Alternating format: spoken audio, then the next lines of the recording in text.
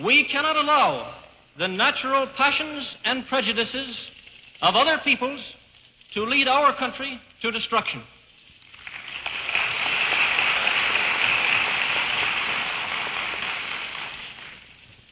The Roosevelt administration is the third powerful group which has been carrying this country toward war.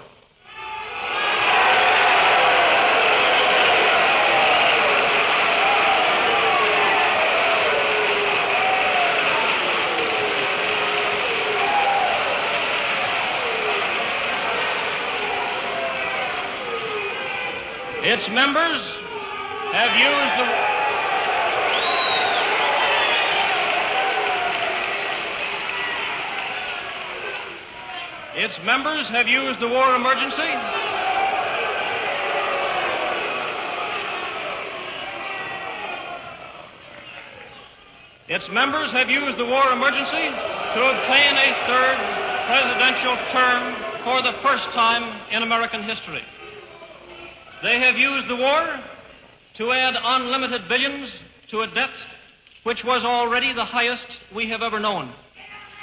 And they have used the war to justify the restriction of congressional power and the assumption of dictatorial procedures on the part of the President and his appointees.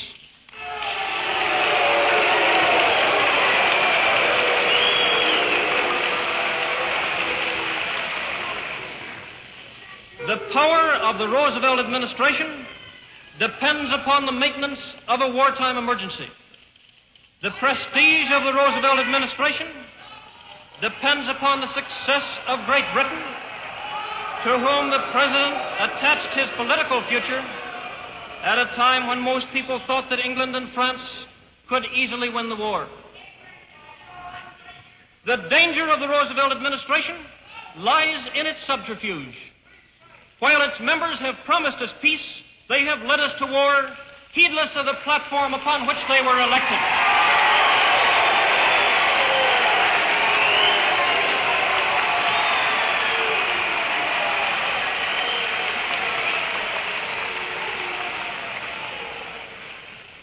In selecting these three groups as the major agitators for war, I have included only those whose support is essential to the war party.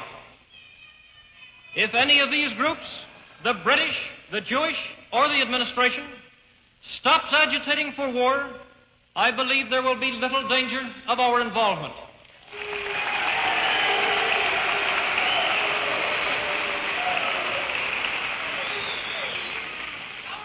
I do not believe that any two of them are powerful enough to carry this country to war without the support of the third.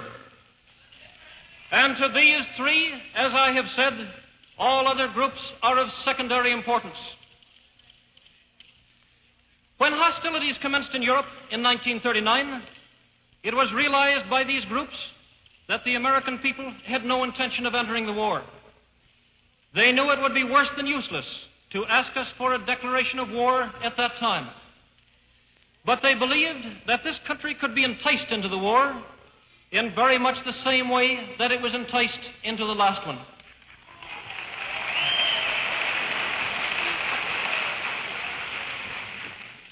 They planned, first, to prepare the United States for foreign war under the guise of American defense.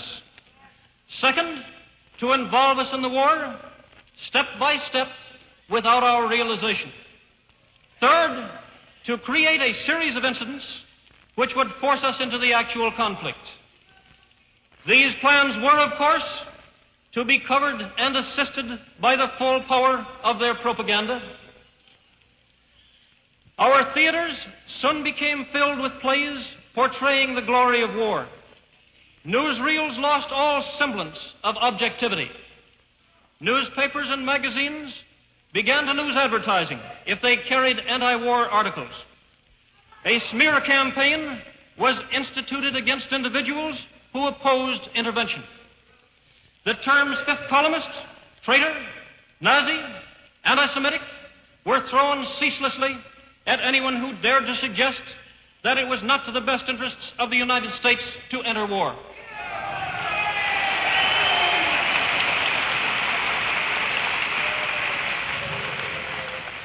Men lost their jobs if they were frankly anti-war.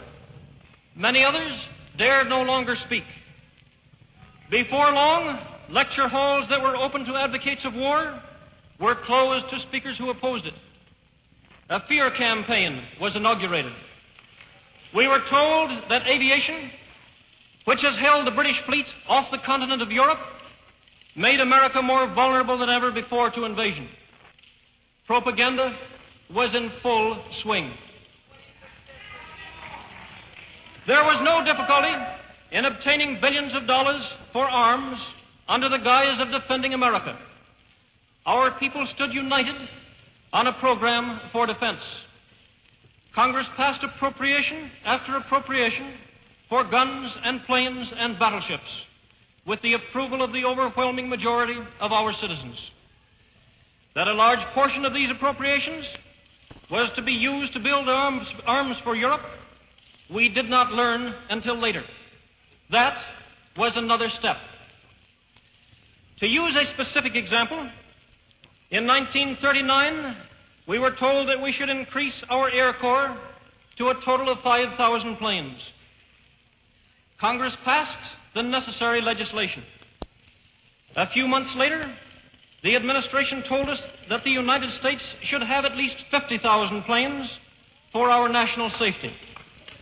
But almost as fast as fighting planes were turned out from our factories, they were sent abroad, although our own Air Corps was in the utmost need of new equipment. So that today, 2 years after the start of war, the American Army has only a few hundred thoroughly modern bombers and fighters. Less, in fact, than Germany is able to produce in a single month. Ever since its inception, our arms program has been laid out for the purpose of carrying on the war in Europe far more than for the purpose of building an adequate defense for America.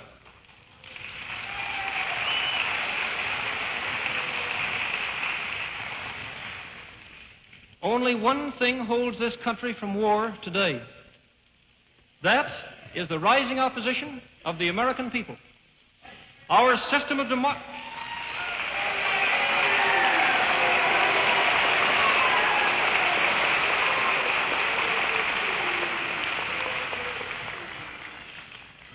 Our system of democracy and representative government is on test today as it has never been before. We are on the verge of a war in which the only victor would be chaos and prostration. We are on the verge of war for which we are still unprepared and for which no one has offered a feasible plan of victory. A war which cannot be won without sending our soldiers across an ocean to fight and to force a landing on a hostile coast against armies stronger than our own.